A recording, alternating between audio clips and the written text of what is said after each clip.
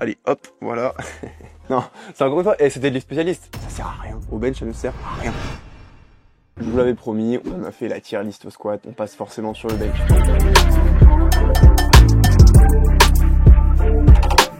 J'ai vu que parmi vous, il y avait beaucoup de bench spécialistes, ou en tout cas de go muscu, hein, parce que ça parlait plus du bench que du deadlift. Donc, j'y suis allé directement. Et ce que je vous propose aujourd'hui, c'est qu'on note ensemble directement les tirs. Alors évidemment, il y en aura 5, qui sont de base S, A, B, C et D. S, pour moi, ça va être, attention, tes pecs vont exploser. A, c'est un petit SO, The Panache Like.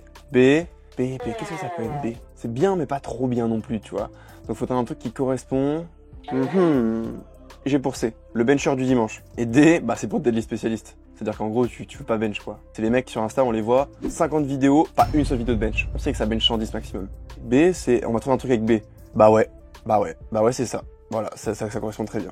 Ok, c'est bon. On a nos noms de domaines de tier list et on va passer directement sur les exercices. Bon. Il y en a une vingtaine, hein, parce que bon, j'ai pas pris toutes les variations. Si je prenais toutes les variations d'angle de banc, d'angle de coude, de machin, de trucs, il y en a des milliers. Donc le but c'est d'avoir les trucs qui sont un peu relevant entre guillemets et qu'on fait réellement. Donc on va commencer directement avec le close grip. En vrai, pour moi, le close grip, c'est une bonne variation. C'est The Panache Like. C'est une variation que j'aime bien, surtout sur les femmes qui ont tendance à avoir une grosse ouverture. C'est-à-dire que quand on prend le ratio largeur d'épaule, largeur de barre, enfin des anneaux du coup max grip, souvent les femmes du coup ont un plus gros ratio parce qu'elles ont les épaules moins larges que les hommes, ce qui fait qu'elles bench très large. Donc du coup faire du close grip, je trouve ça intéressant pour varier un petit peu et pour éviter d'avoir trop les coudes qui s'ouvrent sur la descente, ce qui peut souvent causer des problèmes de trajectoire. Donc le close grip, je trouve que c'est une bonne variation, particulièrement pour les petits gabarits, donc les personnes qui sont étroites d'épaule et donc globalement souvent les femmes. Ensuite, DOP couché halter. Franchement, c'est une bonne variation aussi. Je pense que je mets dans, bah ouais, c'est ça. En fait, j'hésite entre The Panache Like ou bah ouais, c'est ça, mais pour moi, ce sera dans le haut de bah ouais, c'est ça. Classique, hein, couché halter,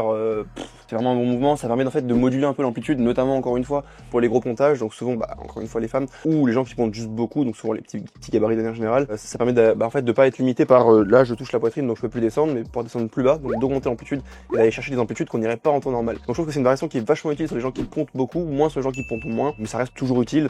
Et le problème aussi, c'est que plus on a un gros gabarit, plus on est vite limité au niveau des haltères. C'est-à-dire que c'est très rare d'avoir des salles qui ont des haltères de 50, 60, 70, 80, 100, sauf ici au gym évidemment. Et au bout d'un moment, c'est une galère à se les mettre. C'est-à-dire que pour les passer, c'est très compliqué. Et au-delà de ça, les haltères deviennent tellement larges qu'en fait, d'un point de vue stabilité, c'est vraiment compliqué à gérer. Donc c'est le seul un petit peu bémol de la variation. Sinon, franchement, je trouve ça très bien. Développer incliné, décliné. Pour moi, c'est ça correspond parfaitement. Le bencher du dimanche, c'est développer incliné, décliné. C'est le mec qui vient, on commence l'échauffement, développer incliné pour le haut des pecs. Comme ça, on se met bien et après, on fait du machin. C'est clairement ça. Pourquoi est-ce que je suis pas fan du coup? Bah, je pense qu'il y a plein d'autres choses qu'on peut faire avant pour varier l'inclinaison et la déclinaison. C'est-à-dire que par exemple, à la limite, l'inclinaison, ça peut être intéressant. Comme nous, on ponte beaucoup, on est quasiment tout le temps en décliné au final. Quand on regarde l'angle du buste par rapport à la barre, ça fait quasiment toujours un décliné. Donc du coup, ça peut être intéressant de faire de l'incliné pour faire du plat, voire un réel incliné. Ou de faire du décliné. Enfin, par contre, de faire du décliné, je trouve ça a moins de sens parce qu'en fait, on va se retrouver très vite sur un mouvement de dips. On fait déjà beaucoup de déclinés de trucs similaires en force. Et en plus, c'est assez casse-gueule en termes de trajectoire et tout. Donc, je suis pas ultra fan. Spoto,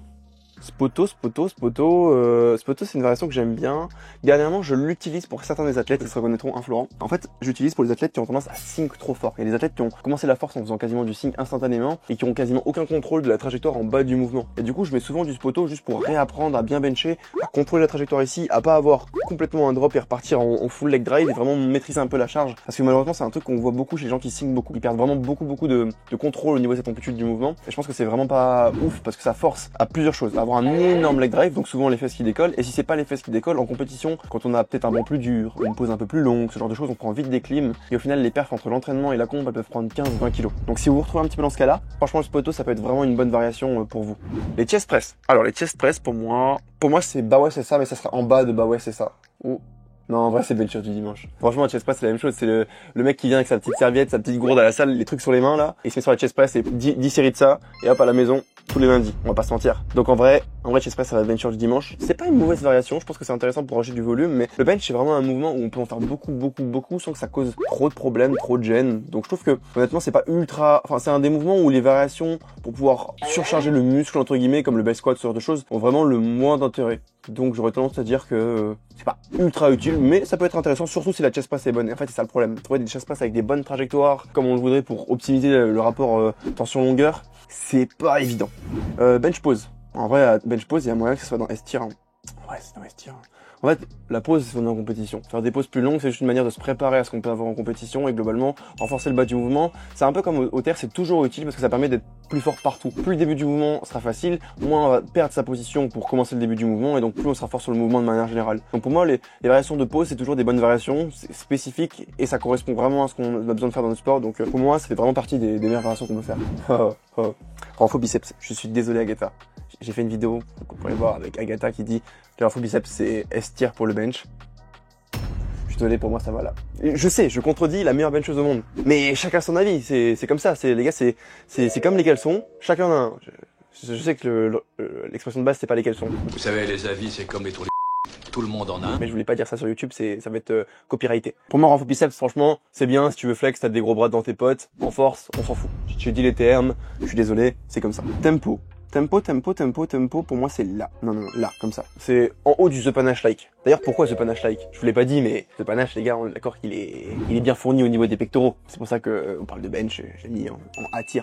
Il pourrait être en S-tier, mais il faut pas non plus trop flatter son ego. Du coup, le tempo. Le tempo, en fait, c'est toujours une variation utile. Comme au squat, sur la tier squat, si vous l'avez vu, en termes de trajectoire, c'est ultra cool. Ça me met vraiment de contrôler un peu tout le mouvement, à l'image du spoto, ce que je vous ai dit pour les gens, par exemple, qui signent trop fort. Mais en même temps, ça a vraiment un aspect contrôle de trajectoire, donc position des coudes, repartir, comprendre la mécanique du mouvement. Donc, je trouve ça ultra intéressant.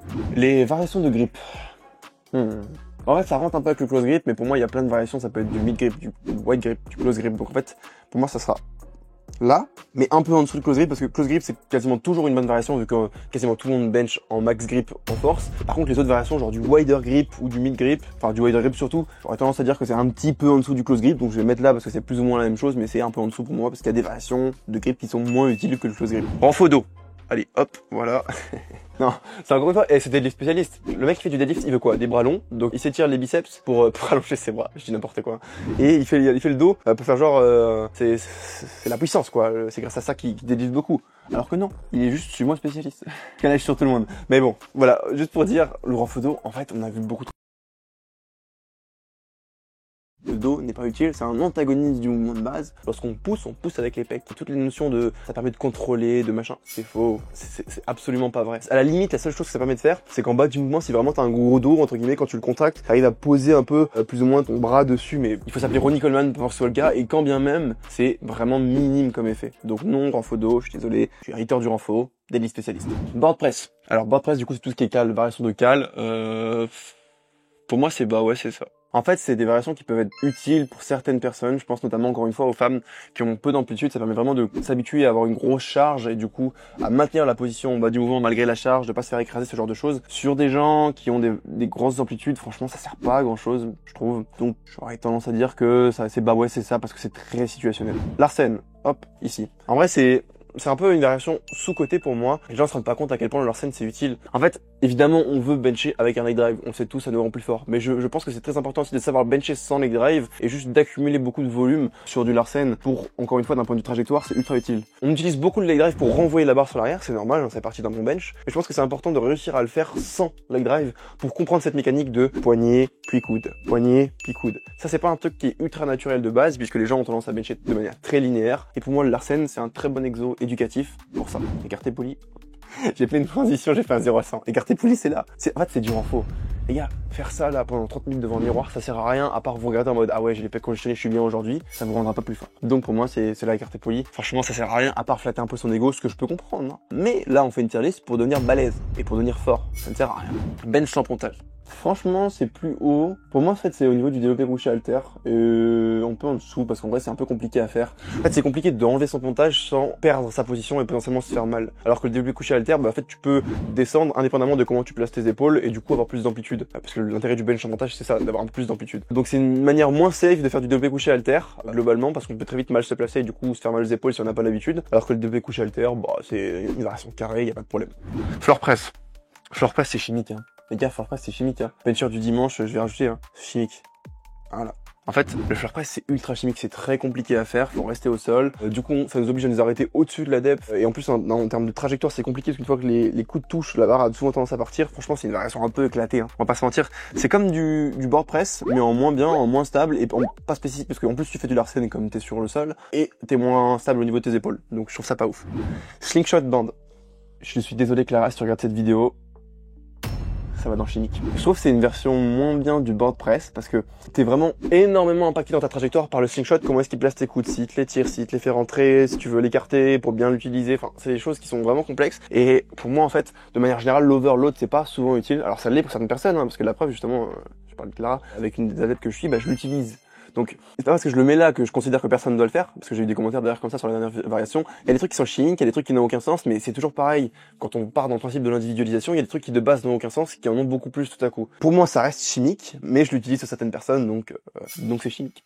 Non, franchement, le slingshot, c'est pas une variation folle, et en plus, c'est compliqué à mettre en place. Le pin bench. Alors ça, c'est intéressant, parce que pour moi, c'est un peu comme un board press, mais en moins bien, dans le sens où c'est un peu comme un bench, c'est très compliqué d'être stable dessus, c'est compliqué à setup, parce qu'on n'a pas beaucoup de combos qui montent assez haut en fonction des amplitudes, et c'est pas globalement fait pour, ça prend du temps à faire, c'est pas évident d'un point de vue trajectoire, d'un point de vue stabilité. Pour moi, c'est une version moins bonne du board press, même si parfois ça peut avoir des intérêts. Franchement, sur le bench, je trouve ça pas ultra utile. Le développé militaire. Alors pour moi, c'est un peu bencher du dimanche, mais j'en ai fait et je pense que ça peut avoir ses utilités, donc je le mettrai dans ouais, c'est ça. En fait, c'est comme au squat, je vous avais dit, pour moi il y a deux types de variations. Il y a des variations qui sont ultra proches, et dans ce cas, il faut qu'elles aient un intérêt direct. Il y a les variations qui s'éloignent un peu plus, et elles sont cool parce qu'elles vont pas impacter ton pattern de base, tout en permettant de progresser sur des axes qui sont un peu différents. Et pour moi, c'est exactement dans cette catégorie que rentre le développé militaire. Donc, ça va en bas du ouais, c'est ça. Ok, on part sur les variations d'angle de coude. Alors, je l'ai noté comme ça parce que c'était compliqué. Les variations d'angle de coude. En fait, pour moi, ça revient un peu au close grip variation, mais je trouve que c'est plus important parce qu'il y a plein de gens qui ne font pas la différence entre la tense de ton grip et l'angle de tes coudes. Il y a des gens qui peuvent bencher en close grip ouvert, comme il y a des gens qui peuvent bencher en wide grip ultra fermé. Globalement, l'idée de faire du close grip à la base, c'est un petit peu de resserrer les coudes et vice versa sur le wide grip. Donc le fait de varier les angles de coudes volontairement, je trouve ça intéressant. Ça permet de comprendre un peu les mécaniques et comprendre l'impact que cette variation d'angle de coude ont sur les mécaniques. Je pense notamment, comme je l'ai dit avant, aux femmes qui benchent les coudes très ouverts. Parfois, le fait de resserrer un peu les coudes, ça permet vraiment d'envoyer mieux les coudes sur l'arrière et d'être mieux placé. Et je pense que ça arrive aussi chez certains gabarits, notamment moi des athlètes que je suis, à qui j'ai donné un petit peu cette cue pour justement essayer d'avoir une meilleure trajectoire, de peaufiner la trajectoire, et souvent ça a bien fonctionné. Donc c'est intéressant de pouvoir varier, de comprendre l'impact que ça a sur la trajectoire et ce que ça fait. Ok, on arrive sur la fin de la tier list, et là on va parler du triceps extension. Pour moi c'est un peu bencher du dimanche. C'est un peu l'exo, vous voyez, la petite poulie là, le mec devant son truc avec sa serviette encore une fois, et tac tac tac tac tac tac. Alors, un peu bizarre, je fais tac tac tac tac. Je pense que vous avez pas mal interprété ce que je fais, hein. On parle vraiment de triceps extension là. Rien d'autre. En vrai, c'est pas une variation mauvaise, c'est juste qu'encore une fois, c'est très... On arrive vraiment là sur le truc accessoire, plus variation. Donc vous savez encore une fois que je suis pas fan de ça. En plus de ça, je trouve que sur les variations de triceps, c'est plus intéressant d'essayer de target un peu plus la longue portion du triceps que la courte, parce que globalement, je pense que sur le bench, elle aura beaucoup plus d'impact, d'intérêt, de transfert à être hypertrophié que l'autre. Donc c'est pour ça que je suis pas fan des triceps extension, et c'est pour ça que je suis un peu plus fan des overhead triceps. Donc soit je le mets là au-dessus, en mode c'est un peu mieux, soit je le mets là. En fait, pour moi, overhead triceps, ça va être tout ce qui, du coup, se fait comme ça, ou alors des magic triceps, à la limite, ce genre de choses. Tous ces trucs-là, ça peut avoir un intérêt si vraiment on veut targeter les triceps. Attention, pas faire d'amalgame entre je loupe en haut du mouvement, c'est parce que j'ai des triceps faibles. Ça, c'était vrai en 2010. Depuis, on a évolué. Il y a une notion de trajectoire, de beaucoup de choses à prendre en compte qui font que c'est pas forcément, c'est pas possible d'identifier un point faible sur un mouvement et de le corréler à un point fort musculaire aussi facilement. Donc, attention à pas faire d'amalgame. Ça peut vraiment vous emmener sur des mauvais chemins par rapport à ce que vous devez faire d'un point de vue technique et d'un point de vue recrutement musculaire, on va dire. Donc voilà, je vais rechecker un petit peu la tier list, mais ouais, pose Larsen sur attention tes pecs vont exploser, c'est clairement ça.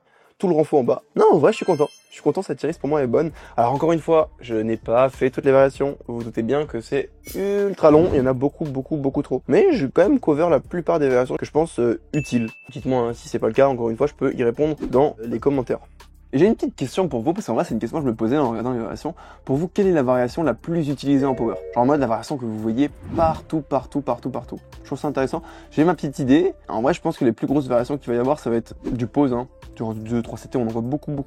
Mais je suis curieux de savoir un petit peu votre avis là-dessus. Voilà, j'espère que vous avez kiffé la petite tier list. Petite tier list chill, on a parlé globalement un petit peu de comment devenir balèze au bench. Des exos simples, efficaces, rien de sorcier, mais en fait c'est souvent comme ça sur les trucs simples, sur lesquels on va aller droit au but, qui vont faire une vraie différence sur la programmation et sur la capacité de progresser. Donc voilà, j'espère que vous avez kiffé, et on se retrouve très vite pour une prochaine vidéo. Je vous fais une petite pause dans la vidéo pour vous proposer un petit peu l'agencement d'une semaine idéale et vous donner un petit peu les variations que je vous conseille. Si vous êtes pratiquant classique de powerlifting, on va dire avec 3-4 séances par semaine, ce que je conseille c'est d'avoir un jour avec une variation un peu plus typée musculaire, comme par exemple le Larsen ou le développé couché halter, sur des séries assez longues, donc 4 à 5 séries de 8 à 12 répétitions sur un Larsen ou un développé couché halter. Ensuite, sur le jour secondaire, je vous conseillerais une variation de type close grip. Alors là, on peut être plus sur un 3-4 séries à 6-8 reps. Sur le dernier jour, potentiellement, ce serait des séries moins longues en termes de reps, donc en pause ou tempo, 3 à 4 séries encore une fois, mais là de 4 à 6 répétitions maximum. Et du coup, sur le dernier jour, évidemment, jour 4, on va dire le jour principal, ce serait du comp, donc là forcément un format par exemple un 1x1 RPE8 et derrière des back-off 3x3, 3x4. C'est un peu la semaine, l'idéal, l'agencement idéal d'une semaine pour un programme de powerlifting que je vous donnerai.